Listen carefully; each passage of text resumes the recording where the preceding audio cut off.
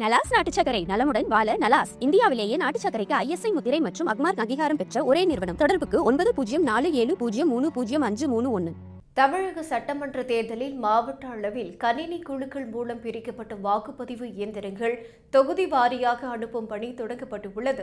தமிழக சட்டமன்ற தேர்தலில் பயன்படுத்த வேண்டிய மின்னணு வாக்குப்பதிவு இயந்திரங்களும் வாக்காளர் தான் போட்ட ஓட்டை சரிபார்க்கும் கருவிகளான VVPATகளும் முதற்கட்ட பரிசோதனைக்கு பிறகு அந்தந்த மாவட்ட தேர்தல் அதிகாரிகள் கட்டுப்பாட்டில் பாதுகாப்பாக வைக்கப்பட்டுள்ளன.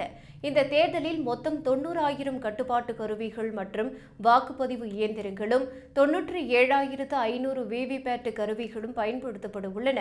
இதில் பயன்பாடு போக பழுதாகும் போது மாற்றுவதற்கான 20% இயந்திரங்களும் அடங்கும். மாவட்ட அளவில் வைக்கப்பட்டுள்ள இந்த இயந்திரங்களை அங்கீகரிக்கப்பட்ட கட்சி பிரதிநிதிகள் மற்றும் மாவட்ட தேர்தல் அதிகாரிகள் முன்னிலையில் கணினி குழுக்கள் நடத்தி தொகுதி வாரியாக பிரிக்கும் பணி மார்ச் 23 நடைபெற்றது. அதைத் தொடர்ந்து இயந்திரங்களை தொகுதி வாரியாக தேர்தல் அலுவலகம் செயல்படும் வைப்பறைக்கு கொண்டு செல்லும் பணி அனைத்து அங்கீகரிக்கப்பட்ட அரசியல் கட்சி பிரதிநிதிகள் முன்னிலையில் தொடங்கப்பட்டது.